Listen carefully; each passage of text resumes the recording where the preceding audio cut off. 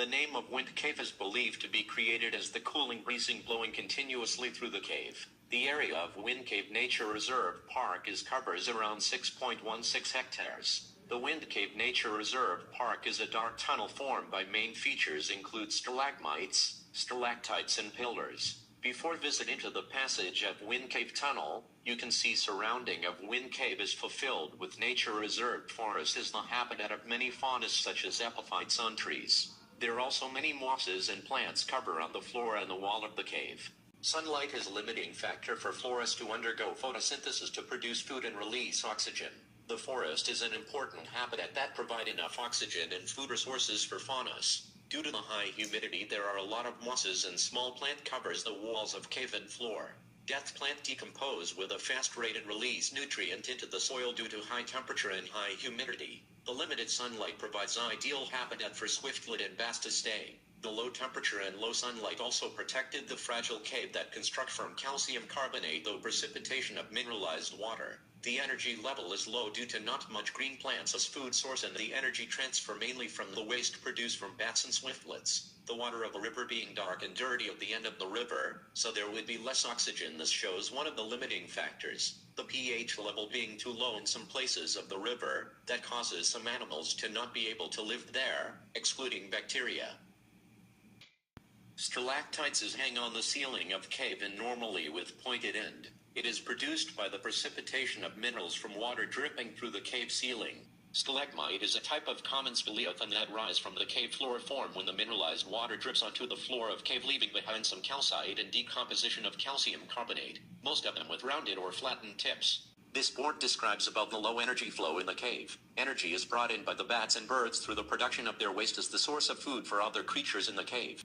This shows the information about the construction of cave over a period of times. Bell hole is believed to be the marking of bats that cling on to same position on the limestone in which they emit their respiration and urine causing formation of small hole. Drapery, they are thin and waxy sheets of calcite that hang downward.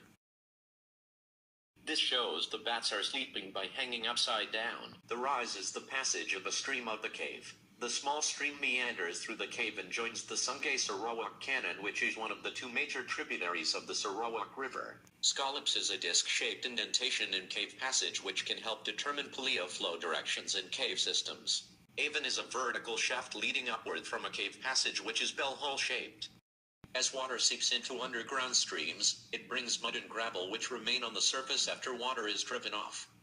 Bats using echolocation to allow it navigates in darkness. It eats insects, hence protecting our crops. Swiftlets using simple electrolation to navigate through chasm and shafts of caves. Their nests are built entirely from threads of saliva. Tasik Bear was once a famous gold mine in Sarawak situated in a small area of Bao. According to history, the lake was once drained by a foreign company for gold extraction, as rumors said it holds one of the most beautiful and high-quality golds ever found. However, the villagers were furious as the mining of gold caused depositions to occur at several places including schools, which was the National Primary School SRK Bao. After several protests from the locals, the water was restocked into the lake and mining work was officially stopped. The Blue Lake is actually a man-made lake as it was formed due to mining activities carried out back then with a depth of about 91 meters covering an area of 61 hectares. As our group reached Tasik Beru, there were a few fishes seen near the lake, but algae were in large abundance near the lakeside, probably due to eutrophication.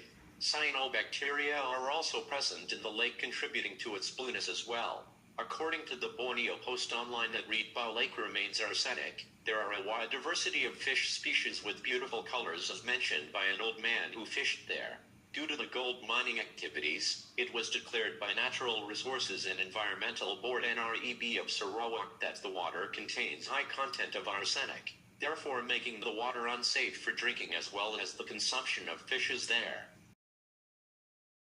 Based on the knowledge on ecology, the Bao Town area is known as an ecosystem.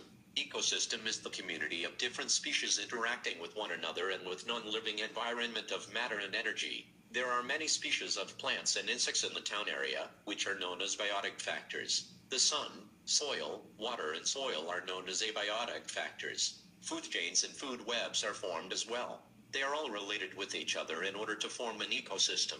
Besides, through the observations at the town area, several cycles can be found in it. For example, the carbon cycle, phosphorus cycle, nitrogen cycle, and sulfur cycle. The vehicles found in the town area, rocks, soils, plants, and animals play vital role in the cycles.